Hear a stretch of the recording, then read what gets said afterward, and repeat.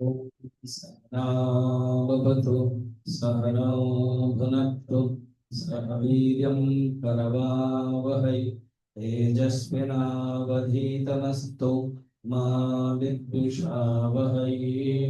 ॐ शान्तिः शान्तिः शान्तिः। गुरुर्ब्रह्मा गुरुर्विष्णुः गुरुर्देवो महेश्वरः गुरुरेव परं ब्रह्म तस्मै श्री गुरवे नमः। समस्तजनकल्याणे निरतं करुणामयं नमामि चिन्मयं देवं सद्गुरुं ब्रह्मविद्वरं सद्गुरुं ब्रह्मविद्वरम्। आज पवित्र आषाढ़ पूर्णिमा है।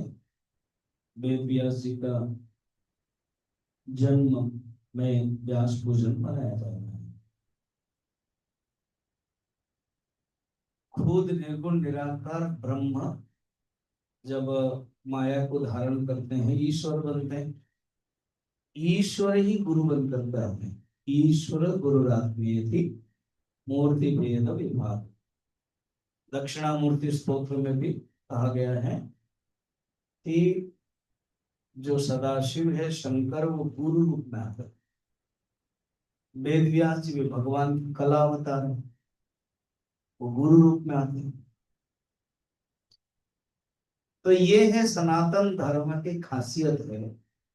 इस ज्ञान भगवान से आया है और इस ज्ञान को प्रचार करने के लिए, इस ज्ञान को स्थापना स्थिति के लिए भी भगवान से ही, भगवान के द्वारा ही होता है। इसलिए ये ज्ञान की परंपरा, ये ज्ञान एक ऐसा है वो कभी नष्ट नहीं होने वाला। कहीं ना कहीं गुरु बन करके आते, भगवान भेज देते। जब आवश्यक पड़ता है खुद आते हैं, जब आवश्यक नहीं पड़ता है तो गुरु परंपरा है। अभी वेद व्यास जी द्वापर युग में थे, उसके बाद कलयुग जब हो गया अनेक गुरु।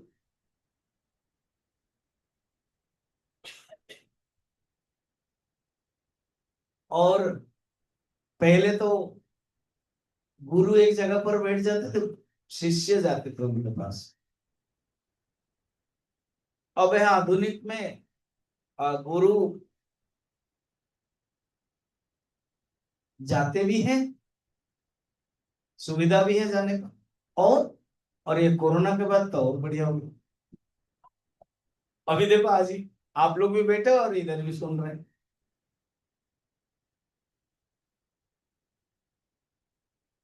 अगर अच्छा और भी बढ़िया हो गया क्या, अगर ये दोनों में या आप नहीं अटेंड कर पाए, इधर भी ज्वाइन नहीं कर पाए, तो बाद में यूट्यूब में भी सुन लो।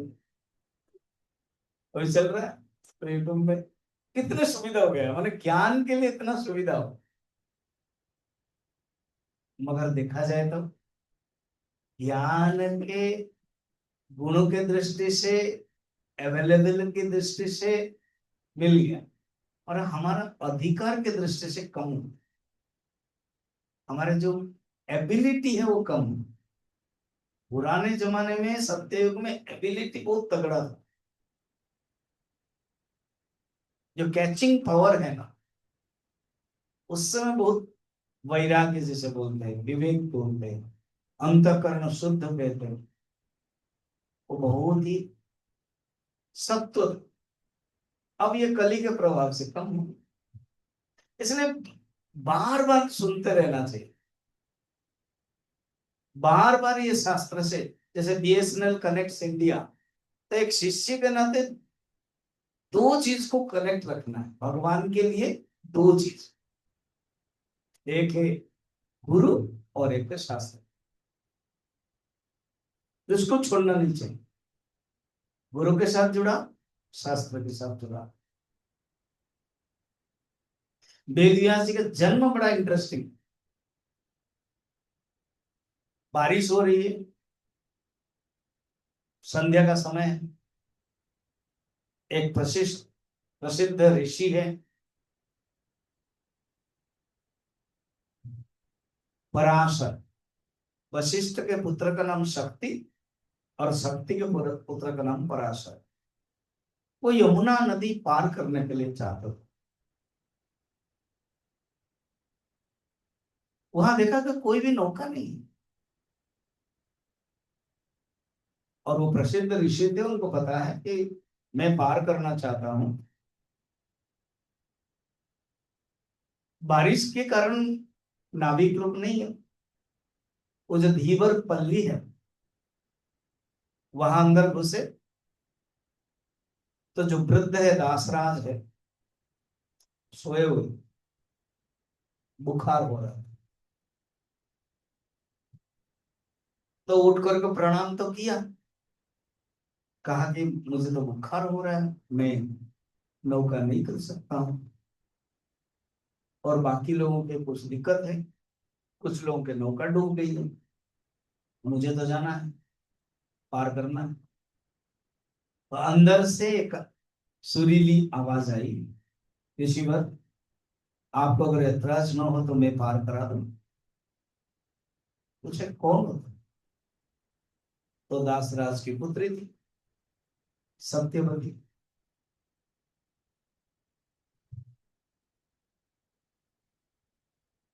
पूर्व जन्म में एक राजा के वीर्य, जब वो अपने रानी के लिए भेज रहे थे, मगर उस समय सोचो तो कितने पावरफुल थे वो।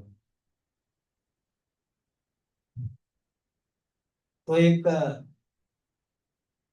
चील है वो खा लिया है, और वो लेके जा रहा था, छाप लिया, वो गिर गया तो एक मछली ने खाया, मछली के अंदर चला गया, उसमें से एक लड़की पैदा हुई, और वो लड़की दासराज की असली कन्या नहीं है, ये ऐसे सत्यवती। पराशर जानते हैं, ठीक है, शायद यही भगवान की इच्छा है, चलो मुझे पार करो। तो बारिश हो रही है, पार करना है। तुरंत पराशर ने कहा कि देवी कुमारी, मैं तुम्हें अपनी शक्ति दे रहा हूं, जिससे भगवान का अवतार होने वाला है तुम्हारे गर्भ में। वो आश्चर्य होने लगे, तुम नहीं जानते हो तुम कौन हो, बस इतना ही मैं कह देता हूं, तुम्हारे गर्भ में भगवान है, और मेरी शक्ति से। उसने कहा कि मैं तो, मेरे लिए तीन तीन समस्या है गुरुवर। ना क्या, मैं कुमारी हूँ, और आप मुझसे तो शादी नहीं करेंगे ना, ना, तो बिना शादी करके आप शक्ति दोगे तो मेरा नाम बदनाम होगा ना, क्योंकि भगवान आने वाले हैं, तो इसमें नाम बदनाम नहीं होगा, और मेरी शादी भी जरूरत नहीं है, तुम्हारी शादी दूसरे राजा के साथ है, तुम तो मेरी कन्या जैसे हो, और मुझे शक्ति देना है। सेकंड, गुरुवर, आपको पता है मेरे शरीर से मछली का गंध आ रहा है, तो मछली से पैदा हुई थी ना, मत्स्य गंधा, सत्यवती का नाम है। सेकंड समस्या, देखो जीवन में हमारे अंदर समस्या रहती है, और जो दूर कर ले समाधान, वही गुरु है। पराशर अभी गुरु भी है, शक्ति प्रदायिका है, और भगवान को गर्व में देने वाले। क्या हमारे जीवन में भगवान को गर्व में देते हैं, वो गुरु है। इतना इंटरेस्टिंग है। इसी कथा को मैं बहुत बार बोल रहा हूँ, और अलग अलग चिंतन है। गुरु वही है जो आपके हृदय में भगवान को पैदा करे, गुरु वही है जो आपके गर्भ में भगवान को कर लेते। हमें सत्यवती बनना है। अभी हमारे अंदर मन मत्स्य गंधा है, समझ पा रहे? मन गंधा है, मगर जब गुरु के सानिध्य हो जाता है जीवन में, उसी दिन पूर्णिमा हो जाती है, उसी दिन आषाढ़ पूर्णिमा हो जाती है, जब जीवन में कोई गुरु आए। पराशर माने परा माने परम, परम को जो धारण करता है वो पराशर। जिसके जीवन में परम धारण किया हुआ, तो जीवन धन्य हो जाता है जब पराशर आता है। और वही पराशर शक्ति दे देता है। जब एक बार गुरु से ज्ञान मिल जाता है तो ये समाज की जो मर्यादा है वो कुछ नहीं है। इसलिए उन्होंने कहा सत्यवती ना, समाज की मर्यादा कुछ नहीं रहेगा, तो जो कोई नहीं बोले। जिस क्रिस्ट के माँ मेरी के लिए भी हुआ, वो भी शादी नहीं की। द्वितीय है मत्स्य गंधा समस्या है। हंसने लगे, इसलिए तो बोल रहा था। पराशर कहते हैं, तुम नहीं जानते हो, मैं तुम्हारा जन्म जानता हूं। तुम मछली के गर्भ से पैदा हो, इसलिए मत्स्य गंधा। मगर अभी मैं तुझे वर देता हूं, आज से तुम्हारा शरीर से मत्स्य गंधा जो गंध है वो हट जाएगी, क्योंकि तुम्हें बहुत काम करना है। एक इतिहास की मां बनने वाली हो,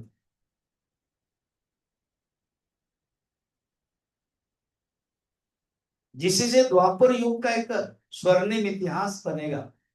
तुम एक गोमुख हो। उन्होंने इतना नहीं बताया, मैं बता रहा हूं। उनको जल्दीबाजी थी, इनको पराशर पार करना है और ध्यान करने के लिए जाना है। और भगवान की प्रेरणा से उन्होंने इनको चूज किया है, बस इतना ही बताते हुए मैं बता रहा हूं।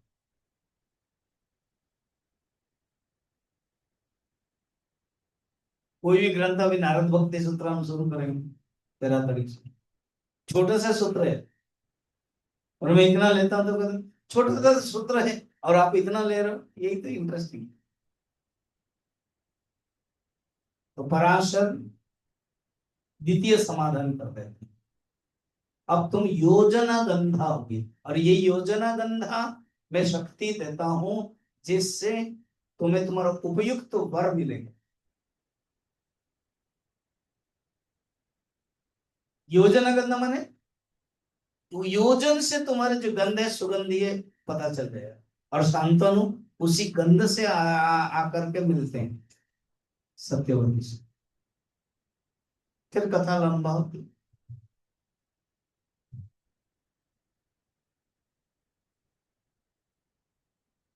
तो अब तृतीय, तीसरी समस्या क्या, कि दीन है, जो भी है, मैं कुमारी हूं, युवती हूं, आप शक्ति देंगे, निरोध व्यवस्था, शक्तिपात करेंगे, तो कोई देखेगा तो मुझे थोड़ा सा लज्जा आएगी।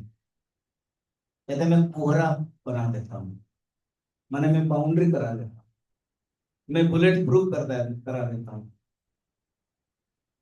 सब ऑब्जर्वर करा देता हूँ, कवर करा देता हूँ, किसी को पता नहीं चलेगा, देख नहीं पाएंगे। वो जो शक्ति, ये डिवाइन ट्रांसमिशन है, डिवाइन ट्रांसफॉर्मेशन है। यही इसलिए गुरु और शिष्य के बीच में जो दीक्षा होती है ना, परंपरा, जब गुरु के दीक्षा देते हैं तो गुरु बैठते हैं, शिष्य सामने बैठते हैं, और एक जानबूझ के कपड़ा रहता है और उसके कानों में।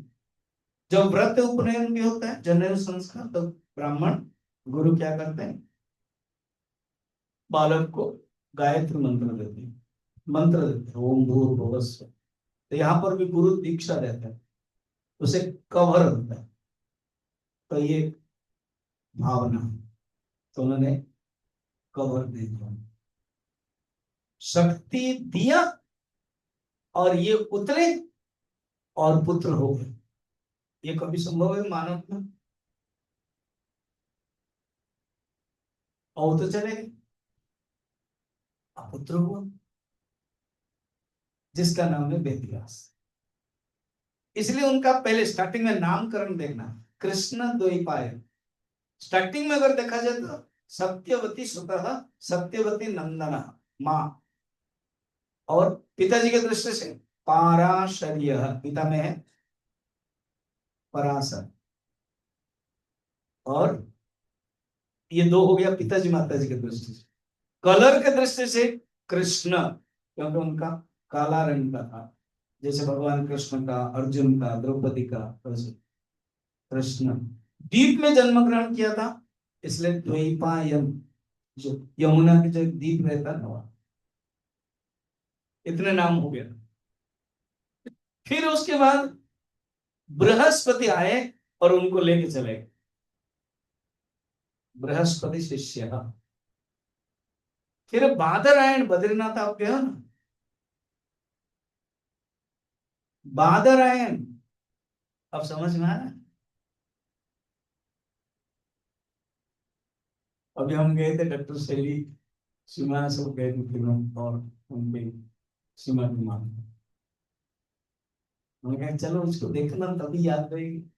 वेद व्यास गुफा ऊपर, गणेश गुफा, फिर वेद व्यास के आश्रम, सरस्वती नदी, वहां जाके तपस्या किया, इसलिए उनका नाम बादरायण हुआ। ये बादरायण दो अर्थ है, बद्री नारायण में तपस्या किया बादरायण, और बदरी फल खा करके उग्र तपस्या किया, इसलिए बादरायण।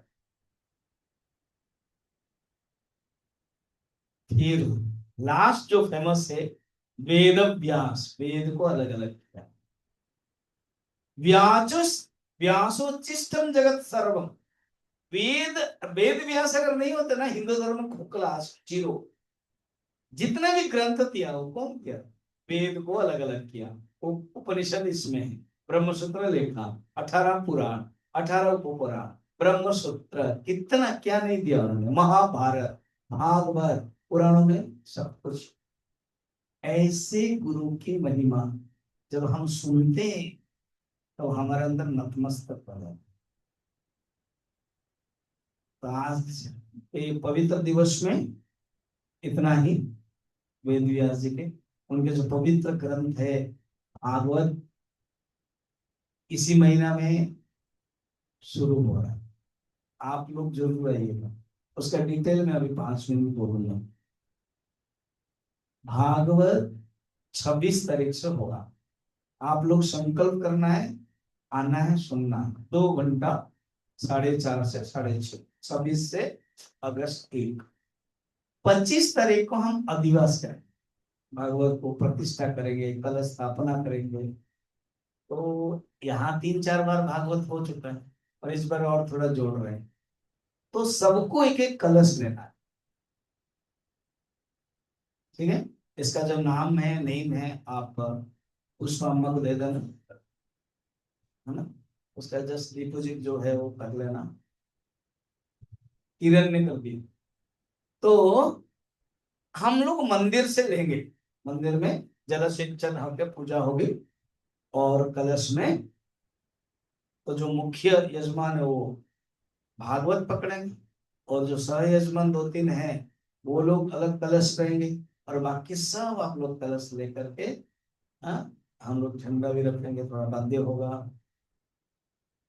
भगवान राम का परिक्रमण करेंगे, उसके बाद हनुमान जी परिक्रमण करेंगे, उसके बाद हमारा आश्रम का परिक्रमण करेंगे। शायद हम ही लोगों का ये आश्रम बहुत लोग परिक्रमा ही नहीं किया हो, मैं करता रहता हूँ वॉकिंग।